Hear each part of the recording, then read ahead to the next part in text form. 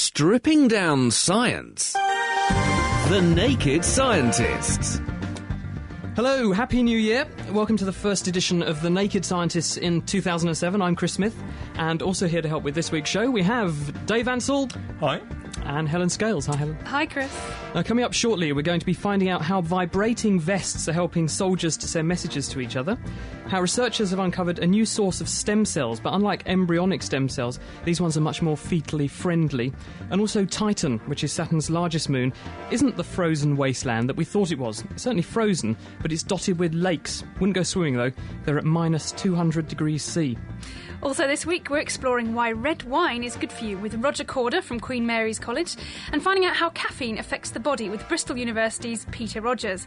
And Jeffrey Gordon joins us from the States, where he's discovered that bacteria living in your guts might be responsible for making you fat.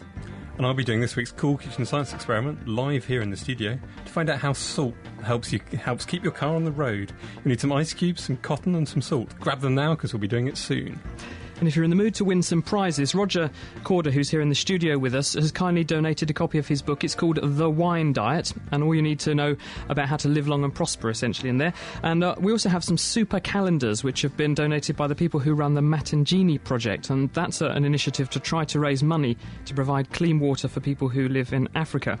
They've got some really fantastic shots of rural Africa on this calendar. It's really worth having. If you want to have a go at winning some of those prizes, you just need to have a go at this week's simple question, very wine-oriented. What's the gas that makes champagne fizzy? The Naked Scientists podcast, powered by UK Fast, the UK's best hosting provider. On the web at ukfast.net. Now, I'm just going to tell you, before Christmas, we did a competition where we said to you, can you tell us what these various chemical formulae meant? And people did quite well, but I'm just going to tell you what they were because it was quite funny, some of the things that we got suggested. But we asked you what C9H804 was. That was, of course, aspirin. That was for the morning after. If you drunk too much C2H5OH, that was ethanol. The one that everyone fell down at, though, was, what was this? C203, H718, O328, N4, K2, NA1, S1, CL1. Well, the answer was it was a Taste the Difference Sainsbury's Christmas pudding. Fantastic. Now, has anyone ever had the feeling that their clothes are trying to talk to you? Odd question, I know, but maybe your shirt cries out, wash me, or your socks scream, change me. Is that what your clothes do? No, certainly not me. That's why I was asking you guys. But anyway, maybe talking clothes might not be quite as mad as they sound. And in fact, they could have important applications in the military. So much so that scientists in the Massachusetts Institute of Technology in America are developing a vibrating vest that could give silent commands to soldiers in action. Now, this vest contains 16 small vibrating motors embedded in the back, which respond to a remote computer and spell out a sort of back braille on the back of these soldiers' uniforms. Now, the team is led by Lynette Jones at MIT, and they're testing 15 vibrating codes on volunteers by trying to guide them blindfolded through an obstacle course, and to very great effect because nearly all of these signals are being correctly interpreted. Now, they aren't actually spelling out words because this system of vibrating motors isn't that sensitive, but they're basically a kind of tactile code that they can teach the soldiers to respond to. And some of the ones they're trying out are all four corners of the vest vibrating together, which means stop. A vibrating column, which moves to the left or to the right, indicating which way the person should turn. And then various other combinations of things that mean raise your arms up or hop on the spot, which I'm not quite sure how useful that would be in battle or combat, but maybe they're just testing out ideas. But anyway, these vibrating vests seem to show some great promise, since it could be really useful to have a way of communicating really simple tasks when a soldier's hands and eyes and ears are busy doing other things. So maybe one day it won't be quite so mad if soldiers imagine that their clothes are talking to them. You don't think it'll put them off at all, having their back suddenly start vibrating when they're actually trying to do something delicate or trying to avoid being shot? Possibly, but we never know. Might be a good idea. It's interesting because you always seem to bring up, let's say underwear, but clothing-related electrical interactions on this programme, because there was an issue a few years ago. You had this story about underpants that monitored your heart rate, and they could, with a mobile phone connected to them, alert an ambulance if your heart decided to go into a funny rhythm or something. Fantastic. I think there's so many clothing opportunities out there we're just not exploring widely enough. Scientists at the University of Rensselaer Polytechnic in America have tried the process of electrotomography, which is passing electrical currents through tissue, to make a bra that's capable of detecting if there's a breast tumour. So you have this electrical signal passing through the tissue. It can pick up if there's abnormal transit of the electric signal, and that would signal the possible existence of a tumour. They're still working on that. I don't think it's had enormous amount of success yet. And there have been various other things, haven't there, along the way, people monitoring various things with clothes. I think it's great. And then we had the clothes that could change colour as well, I think, so you could change the way you look just by flicking Yeah, you can make your jacket go red to match that tie. But anyway, this week researchers, in fact today, have announced in the journal Nature Biotechnology that they've come up with a fetally friendly form of stem cells. Now, the kind of stem cells that show the most promise are what are called embryonic stem cells. In other words, cells that are derived from the developing embryo. It's been very contentious in the news this week for various reasons, but people are interested in these cells because they have great potential, because they can turn into almost any cell in the body. And that's why people are enthusiastic about them, because you could take those cells and then repair a tissue that's being damaged by a disease or by aging using these cells if you turn them into the right kind of things. Problem is, they're not without risk. They can spawn cancers if you inject them. And also, people don't agree with them ethically. Why should you destroy life in order to preserve life, some people say? Well, it's good news, because Paolo Di Coppi and his colleagues, who work at the Wake Forest Institute for Regenerative Medicine in Winston-Salem in America, have found that actually there's another population of cells that we could plug into, and we currently don't even bother to use them. They're called amniotic fluid stem cells, or AFS cells. They're cells which are drifting around the baby and the fluid that surrounds the developing embryo and fetus. And these particular cells have a great degree of potential to do most of the things that we think embryonic stem cells do. But they don't seem to trigger cancers in the same way. The researchers injected them into experimental animals and they didn't trigger tumours. And using the right chemical signals, they could turn these cells into almost any tissue in the body. They made brain cells, they made liver cells, they made pancreas cells, so in other words, the cells that can produce insulin, so that might be helpful for people who are going to suffer or have suffered from diabetes for a while. And then the really exciting thing, they managed to make new bone. They took a scaffolding, which is a kind of matrix material, and seeded it with these AFS cells, and then implanted it into mice, and 18 weeks later did a small CT scan on the mouse and found that there was the evidence of new bone formation in this scaffold. It had been ossified or mineralised, so it looks like these cells can be turned into almost anything. So are these cells just sort of wandering around in that they got lost when you were trying to make a baby and they just sort of wandered off? Well, we know that when babies form during embryogenesis, you shed cells from the surface of the developing embryo into the amniotic fluid. And we actually use those cells, and certain populations of them, to do diagnosis. It's called an amniocentesis. So if there's a worry that the baby may be suffering from a disease, such as Down syndrome, you can stick a needle into the amniotic fluid and suck out some of the fluid, and you're looking for those cells that are in there, because you can analyse the genetic material they contain and see if there's anything wrong with the baby or if it's healthy. Now, what's actually been found is that 1% of the cells that you suck out are actually these stem cells. They're cells that have fallen off of the baby when it's being developed, and they're just floating around in the amniotic fluid.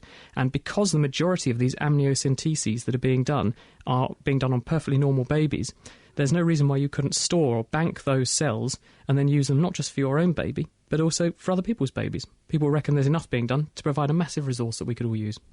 Brilliant. Well, completely different story here. Ellen Stofort and colleagues in UCL have been looking at Titan. Titan's a moon of Saturn, a long, long way away. And Titan's very cold, and they thought it was just a solid, icy landscape. But they've found actual evidence for lakes on Titan. Now, these aren't the kind of lakes which you'd want to go swimming in. They're sitting there at about minus 179 degrees centigrade, so it'd be a bit chilly. And if you did try and swim in them, you'd sink like a stone, because it's about 6 times lighter than water. How did they actually find them, and why is this a sort of step forward in what we thought was going on? Well, they've thought there might be liquid methane on Titan for a long time, because it's about the right sort of temperature, but they couldn't actually find any evidence for it. They found sort of like river channels, but no actual lakes. And so the Cassini probe, which is an orbiter which has gone to find out about Saturn and its moons, has flown very close to the North Pole, and it's taken a picture with its radar camera, because the atmosphere is really foggy and smoggy. 250-kilometre wide long strip of the North Pole, and they've found very flat, dark areas. And the only thing which they can think of, the flat, dark areas tend to be at the bottom of depressions, and the only thing that it could possibly be is some kind of liquid which is filling up these flat areas. And they're guessing that it's probably methane. There might even be sort of a methanological cycle, a bit like the hydrological cycle, whereby methane evaporates and it rains down, just like water does on Earth. Intriguing to think that you could just dip a bucket in and tip it into your car petrol tank almost, and run your car on what is the Titan equivalent of the ocean here on Earth. Indeed. Now, I had an email from Phil, who was listening to us just before Christmas, and he said, Dear Naked Scientists, I really like your show. Good balance of fun and education and science. He's actually writing to me from Australia. He says, the Aussie chick, that would be Ali, who was on before Christmas, who put science before her liver, reminded me of the dental students who would drink beer with electrodes coming out of their mouth so the pH changes in dental plaque could be observed. Someone has to do it. The Naked Scientists, supported by the Wellcome Trust.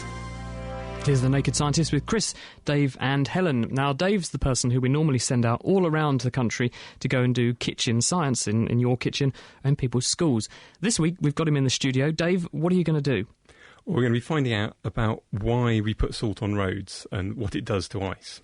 So all you need for this is an ice cube, some thread and some salt. Very, very easy to do. Just go and find them. It'll be easy. I haven't got a freezer here, so I've had to get this thermos flask full of ice cubes. And I'll get one of these out, and then you just take a bowl or a mug or something like that. I'm going to put the ice cube in the bowl. It's a bit melty. Does that matter? Because your thermos obviously doesn't work very well. But it actually works better if it's just starting to melt. You don't want it too dry. So you don't want a crispy, really bone-dry ice cube. If it's just come out the freezer, you might want to put it in some water for a couple of seconds. So you want a film of water on the surface? Yeah, you need that. Then I'm going to take some cotton. If you've got a big ice cube, you might need to double or triple this up. So I'm going to take about a metre of it and fold it over a couple of times. Then all you do is lay this cotton over the top of the ice cube. So you've sort of got this thread made of multiple threads of cotton all twisted together. You could use string or something. It's just cotton. And you're just laying that. Just lay it on top of the ice cube. On the surface, so it sort of soaks in the water. Yeah. Then I've got a big packet of salt. All you actually need is a little tiny pinch of salt and very gently sprinkle it over the top of the ice cube. So on the top where the cotton is? Yeah, not too densely, just a very gentle sprinkling. It would probably work with something like whiskey or some alcohol, a spirit, if you poured it round the ice cube as well.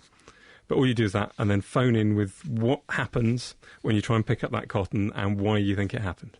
Okay, how long will it take for the effect? How long should people leave it to cook, if you like? Probably best to leave it maybe about 10 seconds and then just lift it up and see what happens. Okay, do you know the answer? What's going to happen?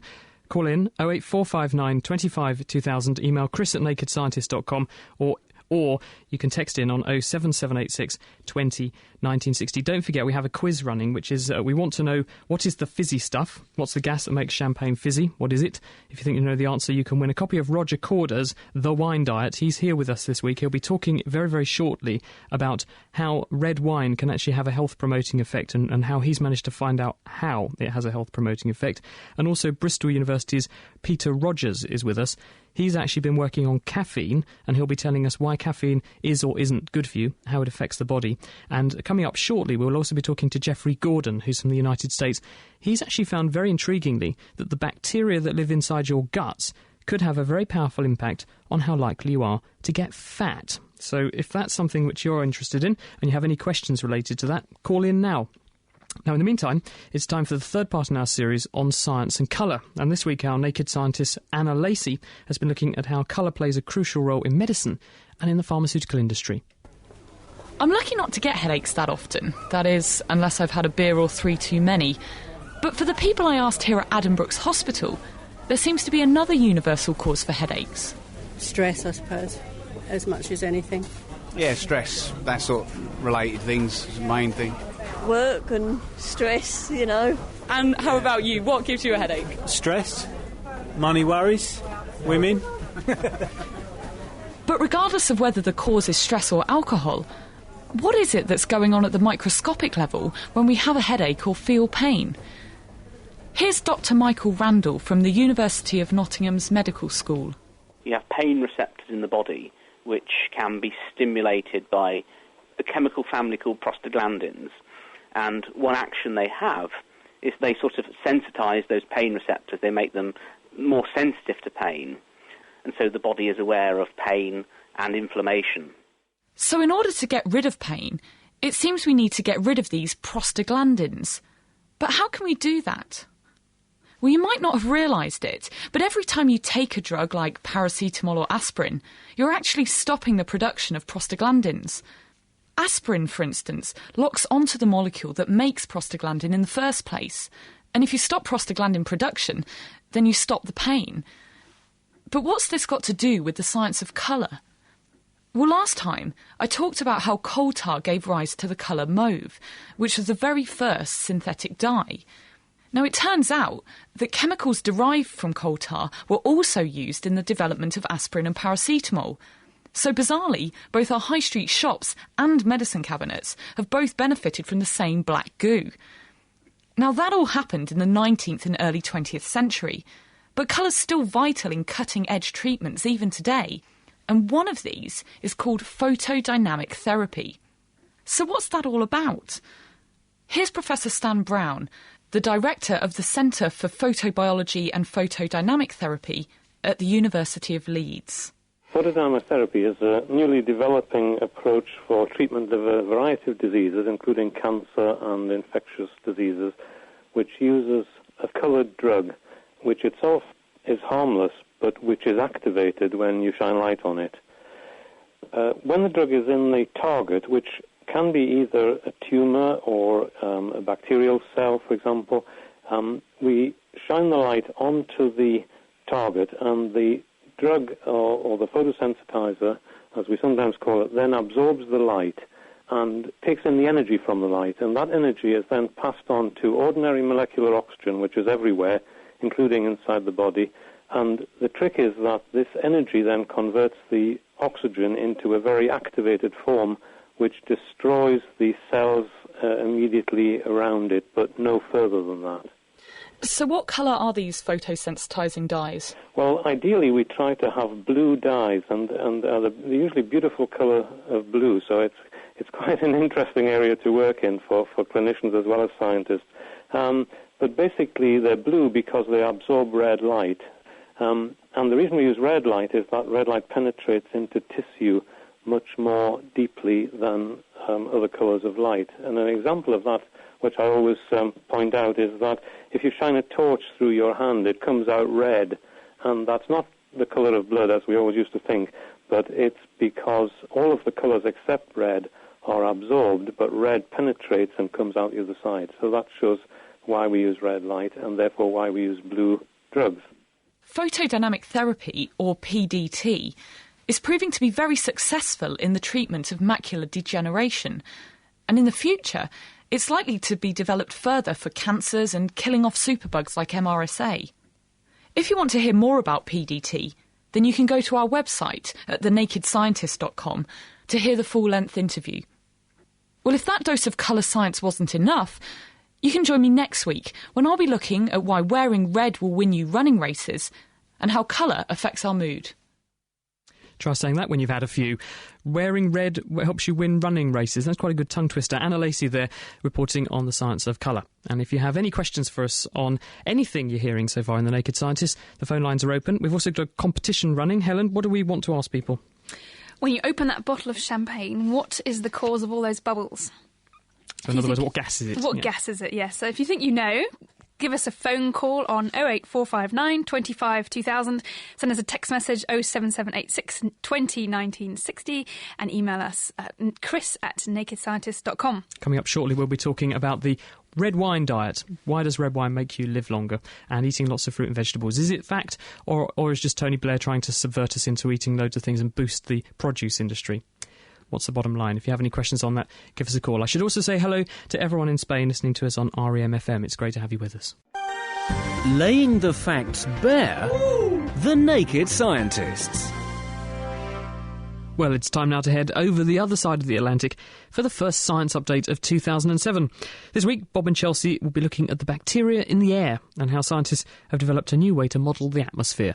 This week for The Naked Scientists, we're going to talk not about the bacteria in your gut, but in the air all around you. As Chelsea tells us, these bacteria have become a matter of national security. If there's anthrax in the air, is it a bioterror weapon or just a harmless, naturally occurring close relative? The U.S. Department of Homeland Security needs to know this, so they asked scientists at Lawrence Berkeley National Laboratory to take stock of the air's normal bacteria population. Microbial ecologist Gary Anderson says a better sampling technique was sorely needed. Virtually everything that has been done to date is used culture, and we know for a fact that less than 1% of all organisms in the air, like most environments, can be cultured. Instead, his team used DNA microchips. They're about the size of a quarter and capable of distinguishing thousands of bacterial species from a single gene. Their first census of the air over Austin and San Antonio in Texas found incredible diversity, about 1,800 kinds of bacteria, and the demographics were by no means static. We see that the bacterial organisms in the air change in response to environmental conditions. When the temperature of a typical week was warmer or windier, we had completely different types of organisms that were present than during other meteorological conditions. By understanding natural variations like these and eventually expanding the census nationwide, the scientists hope to get the first reliable baseline of airborne bacteria. This can be useful not only for spotting possible terrorist attacks, but also for watching how climate change can affect the microbes in the air and potentially the public health. Thanks, Chelsea. And we have some other news about our air. Thanks to a massive international effort, the atmosphere's damaged ozone layer is just starting to heal, and now scientists have a better way to check up on it. Physicist Eric Muller of Lockheed Martin Coherent Technologies in Colorado has helped develop a laser-enhanced satellite system for measuring an atmospheric chemical called OH. Muller explains that OH is not only a key marker of the ozone layer's health, it's also useful for validating scientific models of the whole atmosphere. It turns out that how good the model is at predicting OH tells you a lot about how good the model is at predicting all kinds of other things. And having reliable models will be critical in deciding how to respond to complex phenomena like global warming. Thanks, Bob. Next time we'll talk about new research that shows that tiny distractions can be worse for your focus than big ones. Until then, I'm Chelsea Wald. And I'm Bob Hershon for AAAS, the Science Society. Back to you, Naked Scientists. Thanks, guys. And there'll be more from Bob and Chelsea at the same time next week. And if you want to catch up with them in the meantime, there's more like that on their website at scienceupdate.com.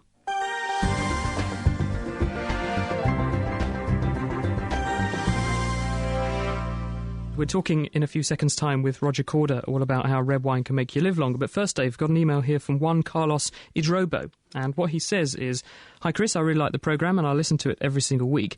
It's so great that there's a programme where science is explained to people of all backgrounds. I'm a physicist from Ecuador and I happen to be living in Chicago and doing my postdoc." So he's done his PhD, he's now working in a laboratory. "The other day, walking home from work on quite a cold day, it was minus 17.8 degrees C, I happened to notice something that everyone experiences on cold days, but it's quite complex to explain. Why is it that you can see your breath? You don't see it on a warm day, so why should you be able to see it on a cold day?" Basically, warm air can hold more water as a water vapour than cold air can. So when you breathe air in, you warm it up in your lungs, and when it warms up, you've got a huge surface area of damp membranes in your lungs. That can absorb lots and lots of water. When you breathe it out and it meets the cold air on a cold day, it suddenly cools down very quickly, and all that warm air, so all that water vapour can't stay as a water vapour anymore. It has to condense into little tiny water droplets. It's what you see as steam. If it's a hot day or a very more dry day, then when you breathe out, it doesn't get cold enough to condense, and so it just disperses gently. So it's the same thing as when you breathe on a mirror and the mirror surface is cold and you see that layer of water vapour forming. Yeah. And then it disappears again, presumably because the environment's warm enough to allow the water to turn back into a gas. It's dry enough so it'll eventually just evaporate again, but much more slowly. So Naked Scientists, and we're taking lots of questions like that. If you have any for us, 08459 25 2000 is the number. You can text in on 07786 20 1960 or email us chris@nakedscientists.com. Now, our first guest this week is Roger Corder, who's from Queen Mary at the University of London. And Roger's recently published a book which is called The Wine Diet. But one of the things that you've really risen to prominence for, Roger, is actually sussing out what's in red wine to make it good for us. Absolutely. That's been my work. My research for the past 6 or 7 years has focused on trying to discover exactly what it is in wine that improves blood vessel function and protects from heart disease. So how did you go about that, and what is the bottom line? Is it good for us? All the evidence points to it being good for us, but it may be that certain types of wine are much better than other wines. Essentially, what we did from a laboratory point of view is we studied exactly what substances in wine could change blood vessel function. And then in parallel with that, we were looking at areas where people were living longer and drinking wine, and seeing that the wines in these areas were richer in this substance that we identified as being procyanidin, which is a flavonoid polyphenol. People would know them as antioxidants, but in terms of the effects we were looking at, this was a profound change. It causes a profound change in blood vessel function. Because there is a phenomenon called the Mediterranean effect, isn't there? So people who live in the Mediterranean basin, and the French paradox as well, these French people who managed to have an atrocious diet, smoke like a chimney, and still live to be 500 years old, and no one really understood how they did it. And what you're saying is that if it's the red wine that they're drinking, that could actually be doing that. Well, exactly. The Mediterranean diet sprung out of research called the 7 Countries Study, and that showed that people living on the island of Crete were living longer with less heart disease, despite a fairly high-fat diet. But an important part of their diet was to drink regular wine. Now, I started looking in Sardinia because the highest concentration of centenarians were based on this island in terms of European population, and I found that their wines were richer in procyanidins than wines from other areas. The Cretan wines were also rich in this particular polyphenol. And so I then looked at the French population, and there's a regional variation in heart disease across France, and there's also a regional variation in the longevity. And what I found was people living in southwest France were drinking wines which were very rich in these particular polyphenols. But the interesting thing about this and the French paradox, this is one of the areas of France where they eat some of the fattiest foods. And so I became convinced that A, wine should be part of a healthy diet, and B, some of the nutrition advice that was being pushed to the general public was actually not based on fact. Is there a conflict of interest here, Roger? Because you're a bit of a wine drinker, aren't you? You're a wine connoisseur, aren't you? I wouldn't say I'm a wine. I wouldn't say I'm a wine connoisseur, and obviously we all like to have excuses for our habits. But what I was somebody who was religiously following a low-fat diet, and I suddenly started looking at the science of low-fat diets and realised actually, if you wanted to have a healthy cholesterol level, it was the type of fats you ate rather than having a low-fat diet. And low-fat diets were often boosting over-purified carbohydrates into people's foods, sugars into their foods, and they were actually changing their heart disease risk in an unfavourable way. And so this drove me to write a book to explain what it is about eating healthily that everybody should understand. It doesn't matter whether you're thin or fat. Wine can be part of it, but the food you eat is so crucial to your overall well-being. Let's just focus in on the wine story just for a second to really nail this. So you saw this effect, which was distributed across France, and the effect rose in the southwest specifically. So what was going on in southwest France that meant that people there, despite an atrocious diet, were protected? Presumably it wasn't just genetic. I wouldn't say the diet was atrocious. It was just different. But essentially they were growing a grape down there called the Tannat grape, which was very, very rich in these protective polyphenols. But other wines are also good for you. It's important that a tradition... Is it just red wine, though, Roger? Because lots of people say, oh, you have to drink red wine. White wine's no good. Beer's no good. Well, let me provide you with some evidence. Alsace has the lowest longevity in France, and it has some of the highest heart disease. That's a white wine drinking area. Do I need to go on? So it is the colour. It is specific. The red wine grapes impart to the wine protective chemicals. Exactly. What are those chemicals? How do they work? And why does the grape make them? Actually, white grapes also have them. So if you take the white seeds and seeds from red grapes, they're also present. The difference between white wine and red wine is really the way the wines are made. The white wine is the fermented juice of the wine, whereas the red wine is a fermented juice with the seeds and skin present. So the longer the time between the fermentation or maceration of the red wine with the seeds, the more extraction of these polyphenols you have, and so the higher the levels. I've got an email here from Richard Vogt, and he's writing to us from the Montreal in Canada. He's a big fan of your show. I listen to it while I'm working in my lab. I have a question about a recent story which described a compound in red wine that was found to increase athletic ability in mice. I think he's probably talking about resveratrol. But if the results could be extrapolated to humans, would we be able to reap the same benefits by simply eating grapes, or is there something special about the wine production that tends to bring it out? Well, that simple question has many parts. Essentially, it's possible that the polyphenols we see in wine changing blood vessel function could improve athletic ability in the way that perfusion through muscle may be improved, and so nutrients would get to muscle in a way that performance could increase. Whether you can get the same benefit from grapes or wine, it's quite clear that wine to have a high level of protective polyphenols, you need to have between 4 and 10 days to have any sense of these present, because the alcohol level has to rise to 6%. Why is the alcohol important? Because these are not very soluble molecules. So you need it as a carrier to keep it there. So just drinking the grape juice is not beneficial? Not drinking, nothing much is present in grape juice, and eating grapes you probably don't have long enough time to extract everything from the seeds. You're really better off with a glass of wine, but there are alternatives. Okay, well, now so we've got wine, it's got this stuff in it. How do we actually get that into the body? Obviously we drink it, but how does it get where it needs to go, the blood vessels? Why does it affect your risk of vascular disease? How does it work? Well, essentially, if you imagine that blood vessels are a tube and they have a lining which is protective and it's important that function a healthy way. Now, the chemicals in wine are able to boost the healthy characteristics of this lining so that you reduce your risk of heart disease. Now, many people may be aware that chocolate has also been said to be helpful. Now, the point about chocolate is that dark chocolate has the same polyphenols in as a good red wine. And so for non-wine drinkers, if they want to get these polyphenols into their diet from other sources, then dark chocolate becomes a possibility. So can we just possibly, I bet people out there are dying to know, can you say in a snapshot, what should we be eating? And how many glasses of wine a day can I drink within that healthy diet? Yes, is there enough in the average glass of wine to do this? If you look at the average glass of wine, the supermarket wines, perhaps there isn't enough to have much benefit. So I hope with time we're going to change people's awareness of wine and also the way that it's labelled. If there was more details about the winemaking process, one could read the label and think, oh, it's been fermented a long time. It's much more likely to have a higher level of these compounds. There's no information on a wine.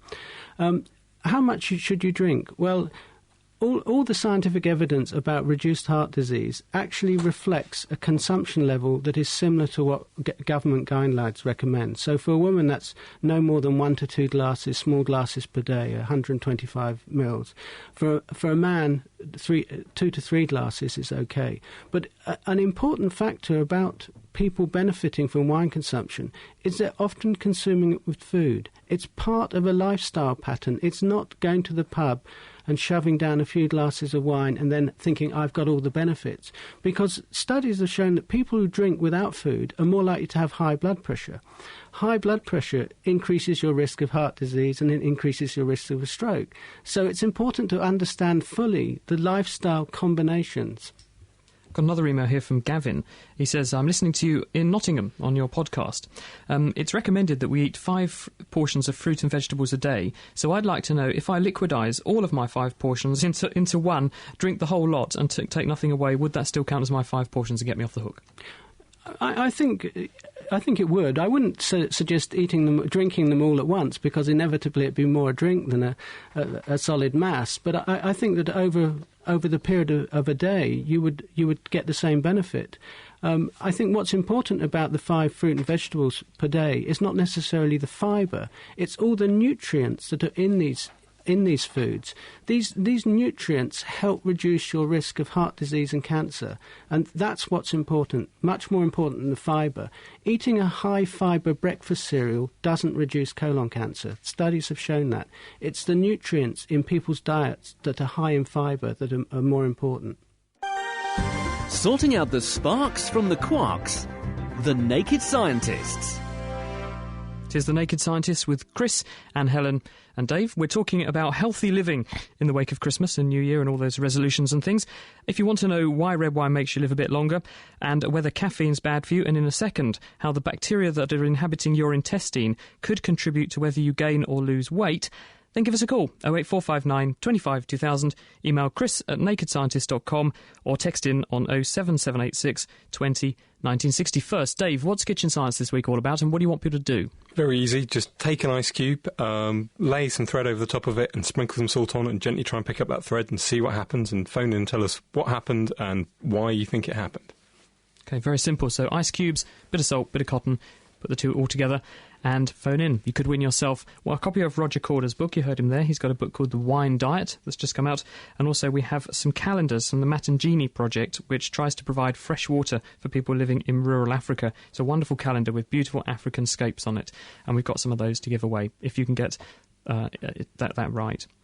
Now, our other guest is Peter Rogers, who's here from the University of Bristol, and Peter works on caffeine, amongst other things. It's my favourite drug for a cert, Peter. So what's it doing to my body?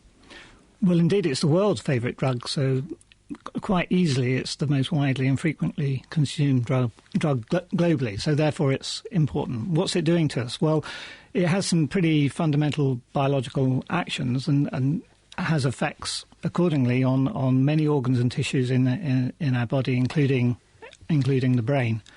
And its effects are quite surprising and may not be what we think they are. So for a start, the most obvious thing we think about caffeine, and probably a motive for us consuming it, is that we get stimulated by it. And certainly we feel that stimulation. Probably when we wake up in the morning, we have our first cup of tea or coffee. It's pretty addictive, isn't it? Well, I wouldn't use the word addiction with caffeine at all. I think addiction should be reserved for cases where there's compulsive use and so on, and where I think my use is pretty compulsive, to be honest, Peter. Well, you probably consume it frequently and regularly, do, yeah. But I think actually you could probably give it up quite easily. I don't know, someone put a jar of decaf in my kitchen and I didn't realise, and I went round with a headache for a week. Yes, now that's shows that you're physically dependent on caffeine, and I would say that caffeine causes dependence. And actually, you probably need about a week to get over that physical dependency. So it's quite easy to give up. Sure. The key thing is actually, in terms of your short-term acute functioning, day-to-day functioning, you're probably functioning just as well without caffeine as you are once you've got over that week's withdrawal. A perpetual headache, a feeling of lassitude and tiredness and inability to concentrate, words get tangled up in your head. It's got all the hallmarks of an addiction. But what's it actually doing to my body? When I drink this Nescafe, I've got this massive mug of ultra strong to get me through the programme. When I take this into my body, what's actually happening? OK, well, what caffeine is doing is it's blocking adenosine receptors, cell surface receptors on cells in our brain and other organs in our body.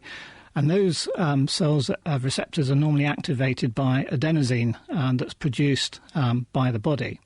And adenosine levels actually increase during wakefulness and decrease during sleep. By blocking the effects of adenosine at those receptors, caffeine is keeping us stimulated and awake.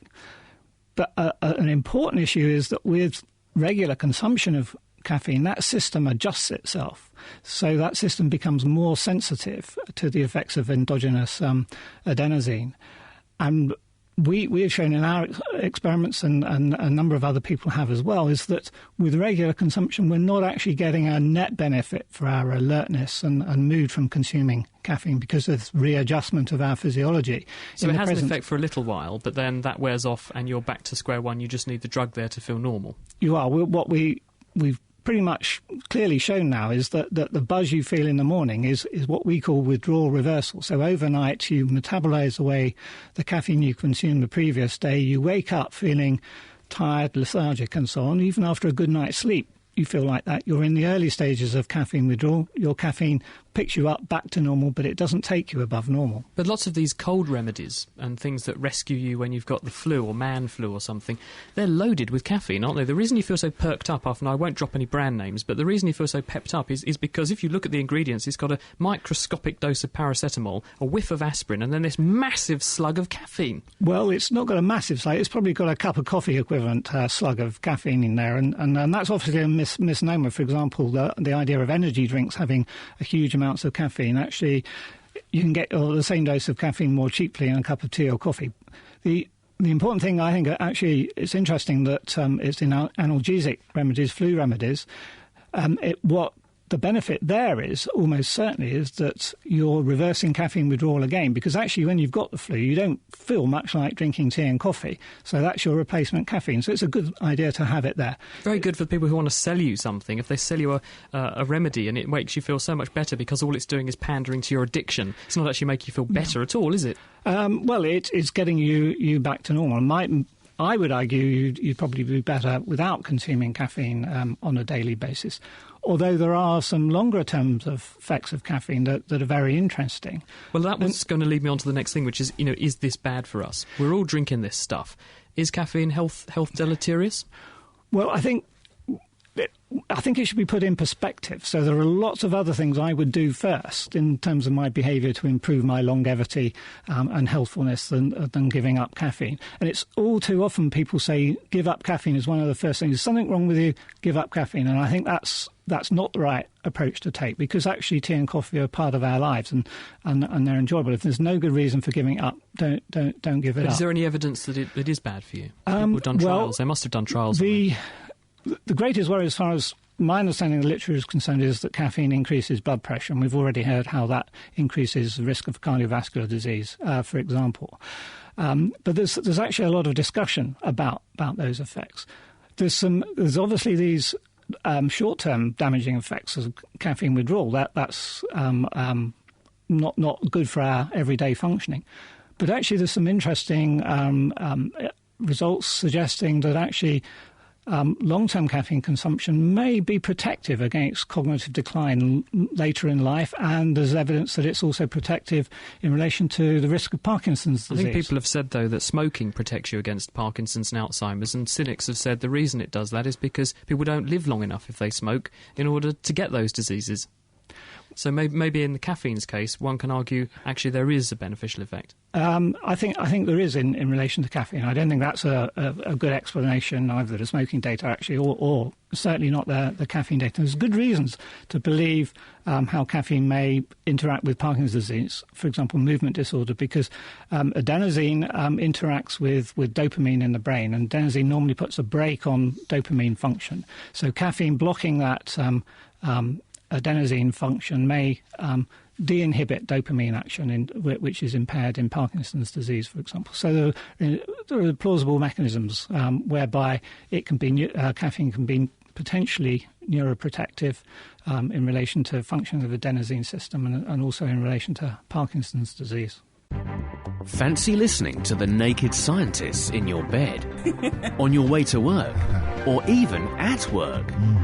Why not subscribe to our podcast? For more information, visit nakedscientist.com/podcast. This is The Naked Scientist with Chris, Helen and Dave here in the studio, waiting for your questions on anything at all and answer our teaser. Why is champagne bubbly? We also had a really nice text message here from Alison Dawes. Thank you very much. Oh no, Alison Dawes is who it went to. Who's the name? Bill Bungay. Thank you very much for saying that our programme was the best and informative on all of the week's BBC Radio. Isn't that nice? Wonderful. The check's in the post, I reckon we should say. But Dave, we have this question from Maria in Peterborough. But just before we talk to her about icebergs, remind us about what you want people to do for your kitchen science this week. Just get an ice cube, get it out, put it in a bowl, stretch a bit of thread across the top of it, sprinkle a very little bit of salt over the top, and lift up the thread gently after a few seconds and see what happens. You'll be amazed. Here's Maria. Hi, Maria. Oh, hi there, Chris. Welcome to The Naked Scientist. What do you want to talk to Dave about? Well, I was wondering, when you came up with the ice thing on the programme, I've been wondering a long time. Everybody knows that that salt melts ice. You know, they put it on the roads and things and that. Why is there such big icebergs in the sea when it's full of salt? Why don't they melt? Well, salt does melt ice, but basically what salt does, we'll get into this later, but salt makes ice melt at a lower temperature. And the seawater will make ice melt at maybe -5, -6 degrees centigrade. But if you get cold enough, the water will still freeze. And so you can still get icebergs, just it's got to be a bit colder than it would be if it was in a lake. Why does it have that effect on the temperature? Why does the lower temperature and the salt have that interaction, Dave? Why should adding salt to water make it need a lower temperature to freeze? Basically, salt in water sort of gets in the way of the... water can get lost in the salt a bit, so it takes longer for it to get back to the ice cube. And it kind of gets in the way of it forming the crystal, and so it's actually got to be colder, so it's more difficult to form the crystal, so it's got to be colder for it to actually freeze. Got it. Thanks, Dave. Maria, do you want a quick go at the question? At the quiz? Yes. Fact or fiction? A person living to the age of 75 will have spent about 25 years of their life asleep. Do you think that's science fact or science fiction? 25 years. Fact. Yes, that's absolutely right. We don't really know why. The fact that we spend so much of our time asleep, and it's clearly so important to us, because if we don't sleep, we might get psychosis, and even we might die. Apiology, Maria, is the study of monkeys and gorillas. Is that science fact or science fiction? Sorry, could you repeat the first word? Yes, apiology is the study of monkeys and gorillas. Is that science fact or science fiction? I think it's fiction. Yeah, well done. Apparently apiology is the study of bees, after the Latin word for bees, apis.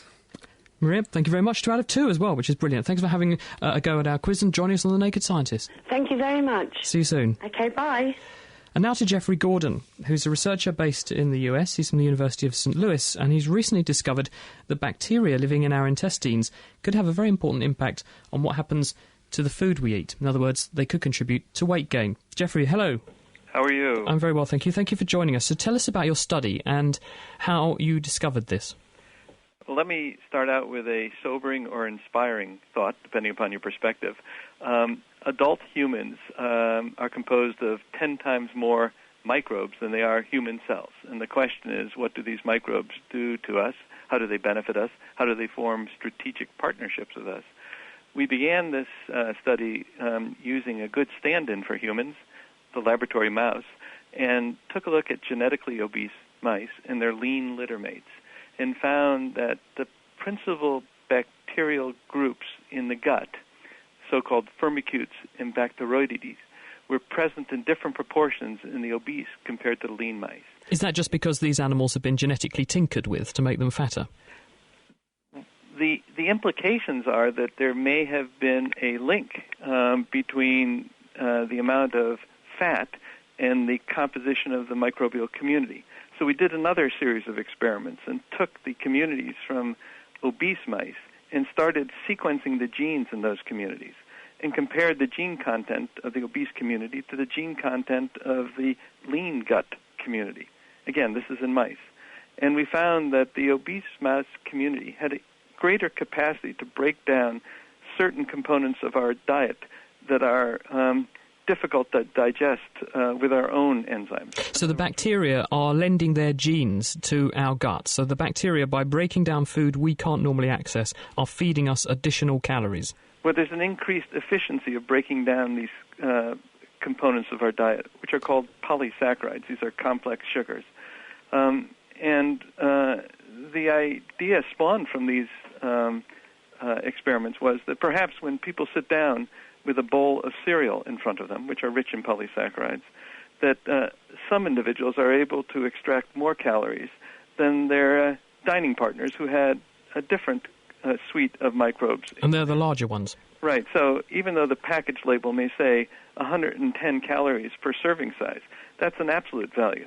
If you sit down in the real world, depending upon your gut microbes, you may have slightly more or slightly fewer calories delivered to your body as a result. So you've looked in mice and found this relationship. Mice that are fatter have a different spectrum of bugs in their gut. They get more energy out of their food, and this might be contributing to weight gain in the mice. But what about in humans? Is the same true? So we've recently taken a group of 12 human volunteers, all obese, and put them on one of two types of low-calorie diet, one where fat was restricted and one where carbohydrates were restricted. And we looked at their gut microbes before they began this diet and during the time that they lost weight. And we found that just like in obese mice, these gut microbes that are more abundant in the mice are also more abundant in obese human guts. And those that are diminished are also diminished in the obese human gut. And the more diminutive group begins to expand as you lose weight. Interestingly, it's just not one member of these groups that are changed. It's the whole group that shifts in its relative abundance. So there seems to be a dynamic linkage between the amount of adipose tissue you have and the nature of your gut microbe community. Now, what happens if you take those spectrum of bugs that live in a fat mouse, for instance, and you infect an animal? I say infect, but you colonise the bowel of an animal that doesn't have any gut bugs or has a different community of gut bugs that's slim. Does it then gain weight? A very good question. So you can raise mice under completely sterile conditions. They're called germ-free animals to adulthood. And then you can do a microbial community transplant. You can take a microbial community from an obese mouse and transplant it into these germ-free animals and observe how much fat they gain over time. And you can do the same thing where the donor is a lean mouse. And just as you imply, the obese gut microbial community is able to direct a greater increase in fat than the lean community. So this characteristic is transmissible. What we don't know is whether some people start out, even before they become obese, with a slightly greater amount of one group that we call the firmicutes and a more diminished amount of the Bacteroides, and whether they're predisposed, depending upon their diet, to extracting more calories. I guess that's going to be the thing that you're going to look at next, isn't it? Absolutely. And we have to really understand what these different groups of bacteria bring to the dining room table. It's really part of a larger attempt to understand how these alliances between humans and their microbial companions benefit us, and whether there are differences in our microbial community structures that impart to each one of us distinctive physiologic characteristics. Thank you very much, Geoffrey Gordon. Geoffrey Gordon there from the University of St. Louis, explaining how the bugs that live in your guts help you to make the most of your meal times. If you'd like to find out a bit more about Geoffrey and his team, they're interviewed before Christmas on the Nature podcast, which is at nature.com/nature/podcast.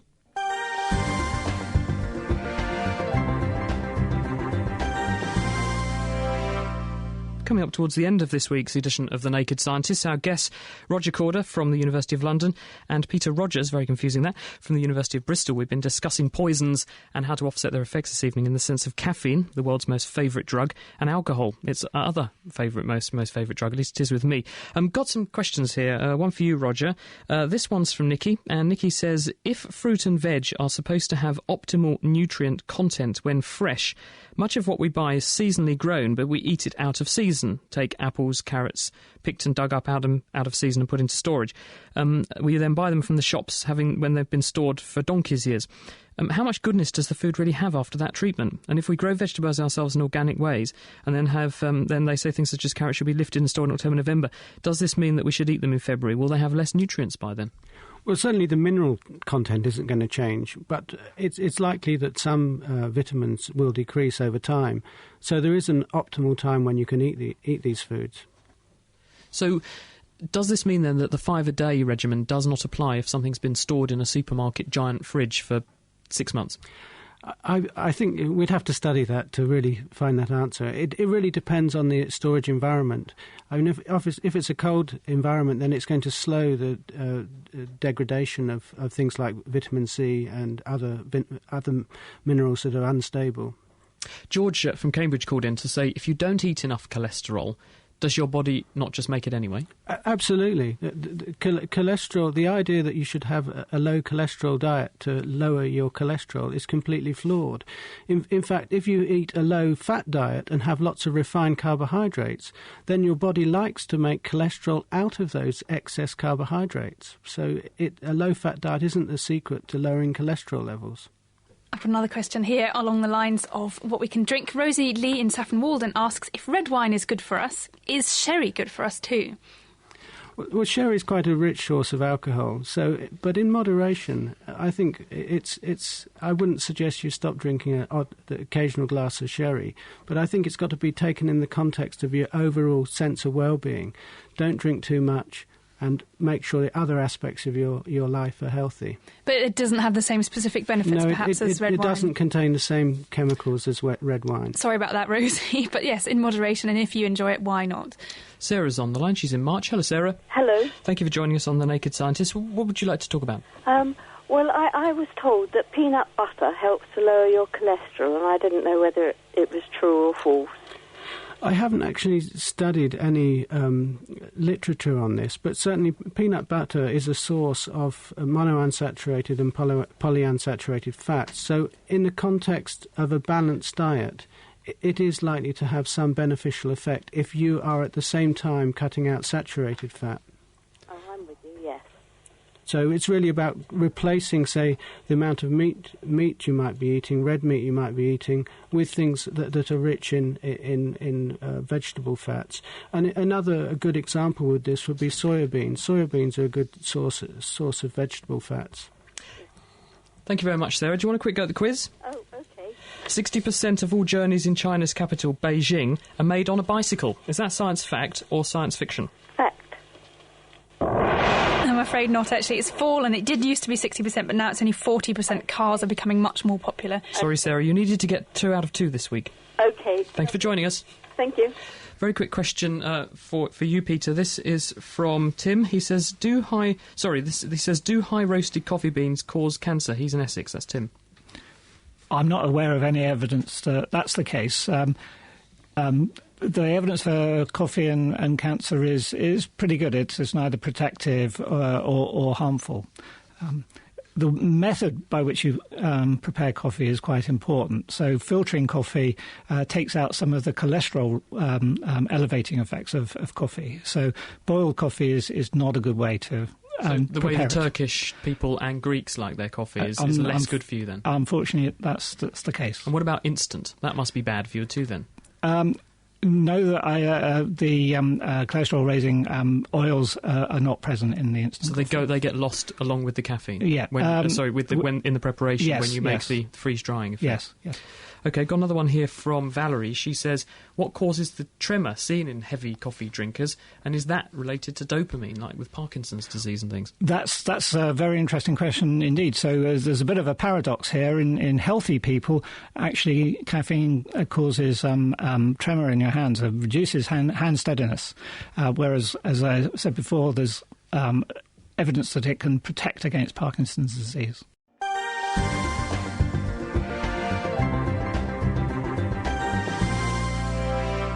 OK, Dave, it's Kitchen Science time. What did you ask people to do this week? Just give us a reminder as to what you wanted people to do. Well, what I've got here is a bowl with an ice cube in the bottom. I've gently laid a piece of cotton across the top, maybe 3 or 4 pieces of cotton all twisted together. If I used a string, it would be just right on its own. And now what I'm going to do next is just sprinkle a little bit of salt over the top and gently pick up that cotton. OK, so it's gone there, shaky with the salt. So the salt's just gone on where the cotton lays across the ice cube. Yeah. Just sprinkle a very little bit of salt over the top, and I'm going to gently pick up this cotton with any luck. Yep, the ice cube is coming with it. That's amazing. So it almost instantly acts like glue. So what actually is happening? Well, I'm going to do another experiment to try and explain what's going on. So what I've got here is another bowl, which is full of ice cubes. Yep. And I'm going to pour the salt in now. In it goes. So what's happening to that thermometer? Hey, wow, it's very quickly going down, actually. What are you getting, -4, -5, -8? Well, why is that going down so quickly? Well, if you get it right, you can even get down to about -18 degrees centigrade. The lowest temperature in the Fahrenheit scale is actually the lowest temperature you can get by adding salt to ice. And when you add salt to ice, it gets colder. But where is that coldness coming from? Because the ice, according to the thermometer, is 0 degrees, and you've put the salt on, and suddenly the thermometer is recording -10 now. Why is that? Well, in order to melt ice, it takes loads and loads of energy, and which comes from the air or the water around it. Well, normally, if you're warming up ice and it melts, it will just come from the water around it, the air, whatever's around it. But if you forcibly melt it by adding salt, that energy's got to. There's nowhere for that energy to come from because it's melting very quickly, and so that energy has to come from the ice and the water immediately around it. So why does the salt actually melt the ice cube? Well, if you imagine ice, it's basically a big grid matrix of all of these little water molecules all stuck together, a bit like stuck together with magnets. Now, these are all vibrating a bit, and some of them are going to be vibrating more than others, and some of them are vibrating enough that they can, bounce away and sort of melt and come off into the liquid around it. Yeah. And normally, other molecules in the liquid can will be joined back in, and when they escape, it takes lots of energy, and when they join back in, it gives that energy back, so everything stays at about the same temperature, about 0 degrees centigrade. Okay, so what does the salt do? Well, if you put a load of salt next to it, if you imagine a molecule that's escaped, it now gets lost in all these other salt molecules, and it takes it much longer to get back to the ice. So other ones can escape, and other ones can escape. So on average, lots more of them escape, and it melts. And in melting, all that energy they took escaping, it's got to come from somewhere, so it all cools down. So the ice cube actually gets colder? Yeah. Is it just salt that does this? Lots of things. If you add whiskey to ice cubes, they'll get colder. So actually, you can get a drink if you add some alcohol to your ice cubes that's colder than water would freeze at. Yeah, if you had... in fact, this was how they used to make ice cream, which actually comes back. If you have a load of ice around a bowl with salt and things in it... So an ice and salt sandwich sort of thing? Yeah, if you add a load of salt to it, and then it will freeze the ice cream in the middle, which wouldn't freeze. So you have a little bowl in the middle with the cream in it, yeah. The ice and salt around the outside, and that would chill the ice cream down to frozen point. Yeah, but because... before people had fridges. Yeah, so you didn't need to freeze it. OK, so what's going on with the cotton? So you laid the cotton on, and it wasn't stuck.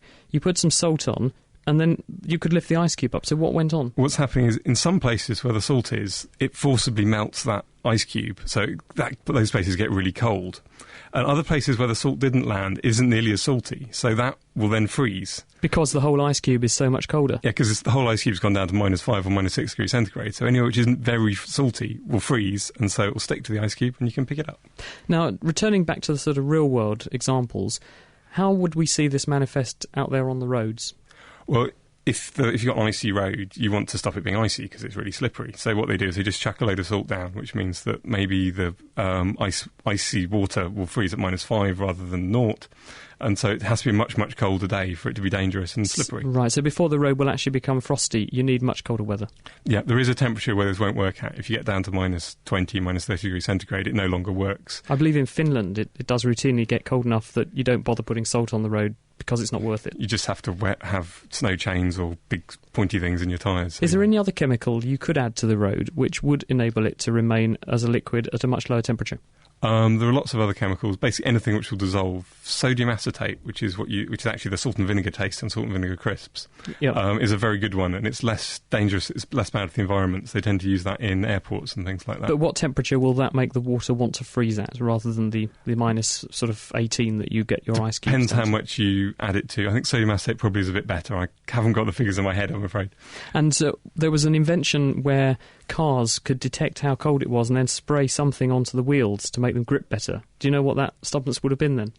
I have no idea. I guess it would be something, an antifreeze, like you have in the reason why you add antifreeze to your car water system is to make it freeze at much lower temperature. And the reason why you have to put a lot more in the winter is because it could get a lot colder, so you need it to freeze at an even lower temperature. I think that's one you can have as homework, Dave. Thank you very much, Dave, for a fantastic experiment. Cheers. Well, that's it for this week's Naked Scientists. We're back with another edition of the programme next week, and it's our world-famous Science Q&A show, the Science Phone-In, a whole hour of the programme devoted just to your science questions. But we do need some questions in the meantime to answer, so please send in anything that's crossed your mind. The wackier and wilder the better. Send them now to chris@nakedscientists.com. And also, it might be worth checking out our website, which is nakedscientists.com. We've got a fantastic forum there. It's thriving, humming and buzzing with lots of people posting their questions. Ask and answer anything you like. nakedscientist.com/forum. Thanks for your company. Thank you very much to Dave Ansell, to Helen Scales, and our fantastic production team, Petro Minch and Anna Lacey. Until next week, goodbye!